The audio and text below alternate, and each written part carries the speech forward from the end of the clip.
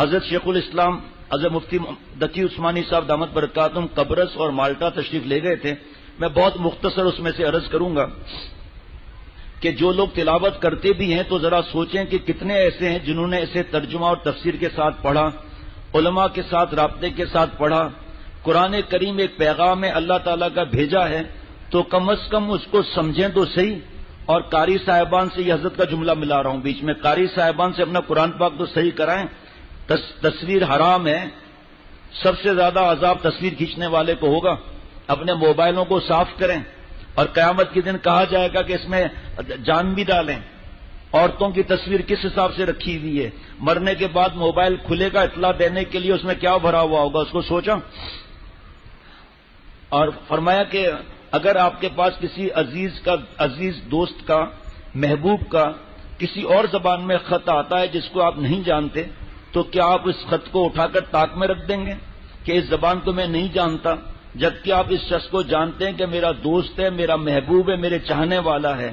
تو آپ بے چین ہوں گے کسی نہ کسی طریقے سے میں اس کو سمجھ لوں، کسی سے ترجمہ کرا کر اس میں میرے لیے کیا پیغام بھیجا ہے. لیکن قرآن پاک جو اللہ کی طرف سے پیغام ہے ساری دنیا کی امت کے لیے، جس میں ہدایت کی ساری تعلیمات موجود ہے، وہ ساری زندگی طاق میں رکھا ہوا ہے. اس کو کھول کر ترجمہ اور تفسیر کی سعادت کسی کو حاصل نہیں الا ماشاءاللہ.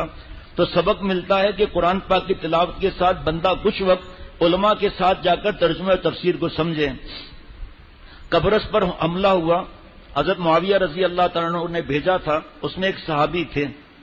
اور ابھی اس کی تفصیل بہت زیادہ ہے، میں نے وہ نہیں لکھا کہ آپ صلی اللہ علیہ وسلم نے کیا فرمایا تھا. میں تو اس پر سنت کے حساب سے ایک بات کرنا چاہتا ہوں. حضرت ابو درداء رضی اللہ تعالیٰ عنہ اس میں تھے. یہ بہت بزرگ صحابی ہیں رضی اللہ تعالیٰ عنہ. اللہ تعالیٰ نے ان کو بہت اونچا مقام عطا فرمایا تھا. ان کے بارے میں روایت آتی ہے جب قبرص فتح ہوا اور دشمن سرنگوں ہو گیا، تو جب فتح کی خبر آئی تو حضرت ابو درداء رضی اللہ تعالیٰ عنہ رو پڑے. لوگوں نے پوچھا کہ حضرت یہ خوشی کا مقام ہے، اللہ نے ہمیں فتح عطا فرمائی، دشمن کو زیر کر دیا، اور اللہ تعالیٰ نے ہمیں دین کے اشاعت کا موقع دیا، یہ تو رونے کا مقام نظر نہیں آ رہا، اب کس وجہ سے رو رہے ہیں؟ حضرت ابو درداء رضی اللہ تعالیٰ عنہ نے ایک عجیب جملہ ارشاد فرمایا. وہ جملہ مجھے سنانا تھا، حضرت شیخ الاسلام رحمۃ اللہ علیہ دامت برکاتہم فرما رہے ہیں. حضرت ابو درداء رضی اللہ تعالیٰ نے فرمایا کہ یہ لوگ جو پہلے قبرص کے حاکم تھے تو بڑی قوت اور شوکت کے مالک تھے. ان کی قوت اور شوکت کا دنیا میں ڈنکا بج رہا تھا. جو بچے شرارت کر رہے ہیں پکڑ کر لے آؤ، جاؤ. جو بچے شور کر رہے ہیں سب کو پکڑ کر لے آؤ، یہاں جاؤ، یہاں سے جلدی سے پکڑ کر لے آؤ جو شور کر رہے ہیں. پہلے بھی کہا تھا کہ ان کو اپنے ساتھ بٹھائیں بچوں کو.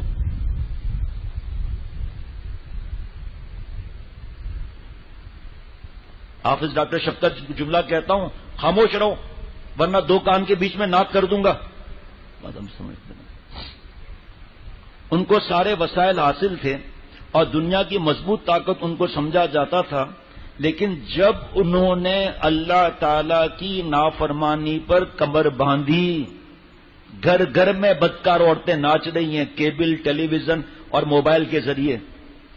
گھر گھر میں اریانی، بے حیائی، کالج یونیورسٹی میں لڑکیاں بے حیائی لباس پہننا، اور اللہ تعالیٰ کے احکامات سے منہ موڑا اور کفر اختیار کیا اور فسق و فجور میں مبتلا ہوئے، تو اللہ تعالیٰ نے ہمیں ان پر مسلط کر دیا. ان کی ساری قوت اور شوکت ختم ہو گئی، ان کی ہیبت جاتی رہی. ان پر اللہ تعالیٰ نے ہمیں مسلط کر دیا، اب ہم ان کے حاکم ہیں. تو میں اس لیے رو رہا ہوں کہ میں سوچ رہا ہوں آج ہم نے تو ان کو فتح کر لیا، لیکن کل ہمارا حال ایسا نہ ہو کہ ہمارے اندر وہی بات پیدا ہو جائے کہ ہم اللہ تعالیٰ کی نافرمانی کرنے لگیں، ہمارے معاشرے میں گناہوں کا رواج ہو جائے، اللہ کے احکام سے منہ پھیر لیں. تو مجھے خطرہ ہے جو فتح و نصرت ہمیں حاصل ہوئی ہے یہ کبھی شکست میں نہ تبدیل ہو جائے. یہ صحابہ رضوان اللہ علیہ مجمعین کے لیے نہیں تھا، یہ آگے آگے آگے ان کی بات ہو رہی ہے، یہ ان کے لیے نہیں تھا. آج میں آپ کو ساؤتھ افریقہ کی بات بتا رہا ہوں جو کل پتا چلی. میں نے رات کو فون کیا کہ کالوں نے مسلمان ہو یا کوئی بھی ہو ان کے املاک جلانا، گاڑیاں توڑنا، ان کے قبضے پر شروع کر دیا انہوں نے. ابھی کل حکومت نے کوئی ایکشن لیا ہے لیکن اللہ حفاظت فرمائے. اس وقت فتح کے وقت حضرت ابو دردہ رضی اللہ تعالیٰ یہ بات فرما رہے ہیں. اب سنیے، حضرت وہاں پر تھے. اب ہم جب وہاں جا کر دیکھتے ہیں تو بالکل وہی صورتحال ہمارے سامنے ہے کہ اب وہ ملک مسلمانوں کے ہاتھوں سے نکل چکا ہے. آپ نے سنا ہوگا مدتوں تک یونان اور ترکی کے درمیان جنگ چلتی رہی. یونانی کہتے تھے کہ ہم اس کے اوپر حکومت کریں گے، یہاں تک کہ اقوام متحدہ درمیان میں آئی، اس نے قبرص کو 2 حصوں میں تقسیم کر دیا. بہت اہم بات آگے آ رہی ہے، ایک یونانیوں کے پاس، ایک ترکوں کے پاس ہے. اب عجیب عبرت کا منظر ہے، اللہ ہم سب کی حفاظت فرمائے. یونانی عیسائی ہیں، دہری ہیں، آدھے جزیرے پر ان کی حکومت ہے. ان کے کافر ہونے کے باوجود وہاں ان کا قانون ہے کہ کہیں پر کوئی جوا خانہ نہیں بن سکتا. اور جو ترکی کا حصہ ہے جو بظاہر مسلمانوں کے قبضے میں ہے، وہاں جوا خانے کھلے ہوئے ہیں اور لوگ سیاحت کے لیے وہاں جاتے ہیں، وہاں جوا خانے میں جوا کھیل سکیں. تو یہ عبرت کا مقام ہے. کافر جس چیز سے پرہیز کرتا ہے مسلمان اس پہ عمل کرتا ہے. آج بھی ایک صاحب باہر ملک کے تھے، وہ بتا رہے تھے کہ وہاں بڑے بڑے یو کے، کینیڈا، امریکہ وغیرہ میں کوئی سافٹ ویئر ہے، پتہ نہیں کیا اس کو کہتے ہیں، پابندی ہے ان سائٹوں پر، اور ہمارے یہاں بیٹیاں تک اس میں مبتلا ہیں، نعوذ باللہ. اب بھلا بتاؤ، پٹائی نہ ہو تو کیا ہو؟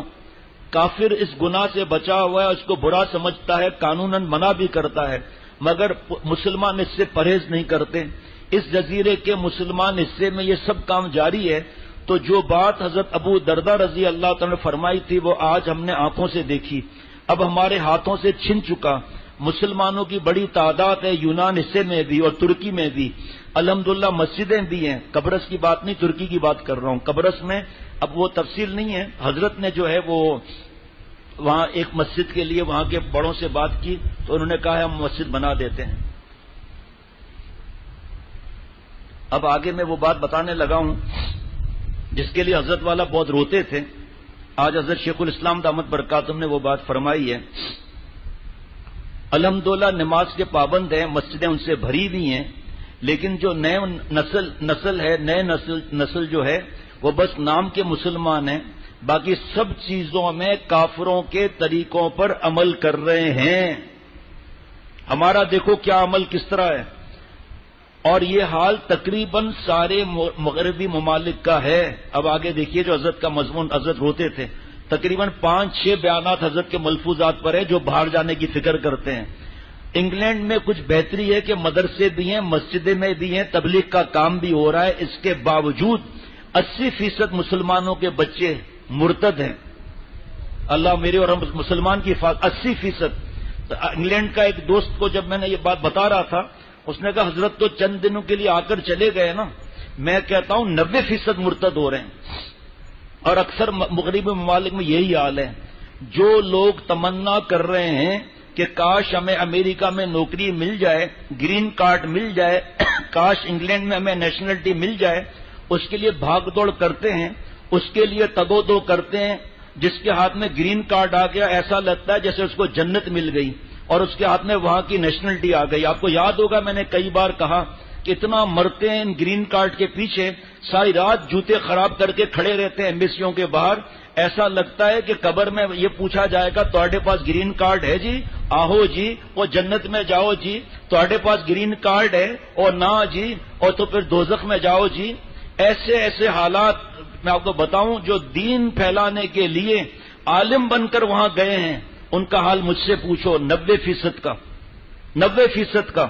اور 10% جو ہیں ان کی اولاد کا کیا حال ہے وہ آپ خود پتا کر لو. بول ہی نہیں سکتے کچھ بھی. ایک بہت بڑے بزرگ نے حضرت والا سے فرمایا کہ کسی ملک میں، نام نہیں لوں گا اس ملک کا، حضرت سے روتے ہوئے کہا کہ حضرت اگر خودکشی، بزرگ اللہ والے، جی اللہ والے، غم کی وجہ سے کہہ رہے تھے خودکشی جائز ہوتی تو میں خودکشی کر لیتا. میری آنکھوں کے سامنے میری بیٹی انگریز کو گھر لے آ رہی ہے، میرا بیٹا انگریز عورت کو گھر لے کر آ رہا ہے، اس سے اچھا ہے میں حرام موت مر جاؤں. آپ سوچ کیوں بول نہیں سکتے نا کچھ وہاں پر. ایک صاحب نے بتایا، آج کی بات بتا رہا ہوں، باہر ملک کا، بیٹا پھوپھی سے بدتمیزی کر رہا تھا، باپ نے روک دیا. اس کی حالت کیا تھی بیچارے کی میں آپ کو بتا نہیں سکتا.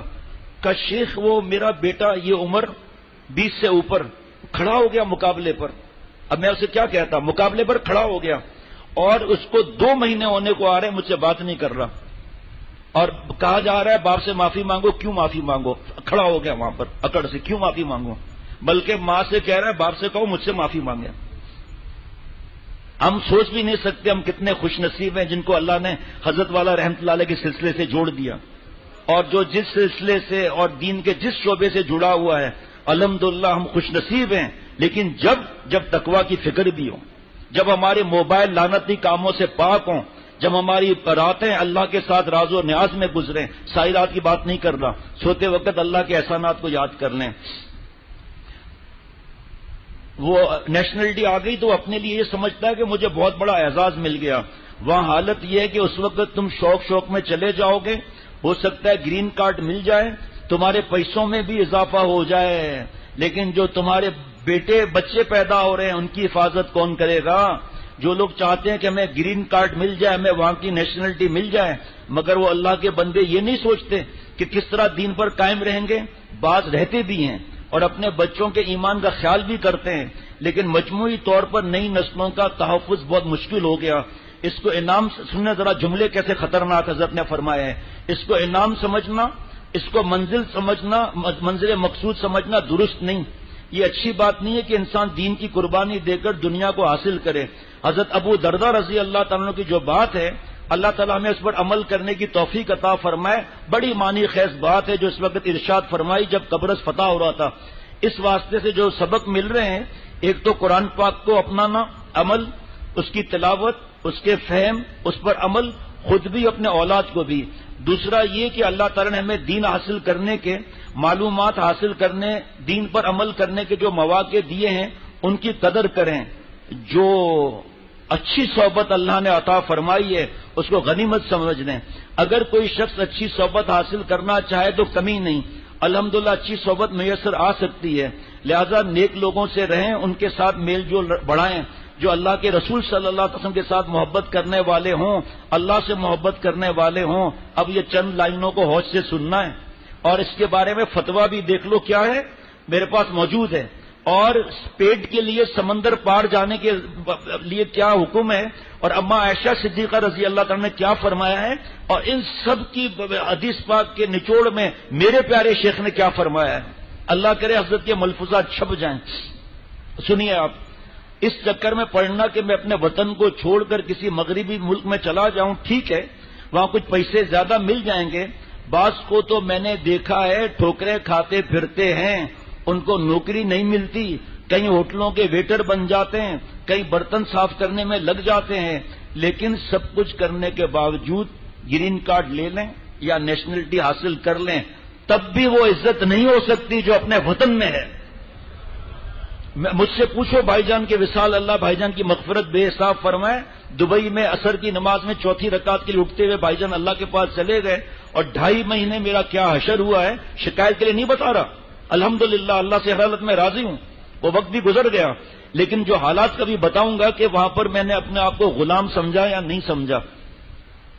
جو لوگ وہاں چلے گئے ہیں اللہ تعالیٰ ان کی حفاظت فرمائے، اور ہم کوشش کرتے ہیں کہ وہاں پر دینی فضا قائم ہو، اصلاحی مجالس ہوں، بیانات ہوں جن سے لوگ دین کی حفاظت کر سکیں. تبلیغی جماعت کا کام وہاں ہو رہا ہے، الحمدللہ اس سے بہت فائدہ پہنچ رہا ہے. مگر کوئی آدمی یہاں سے وہاں جانے کی کوشش کرے اور یہ سوچے وہاں جا کر مجھے کوئی جنت مل جائے گی تو یہ انتہائی بے غیرتی کی بات ہے.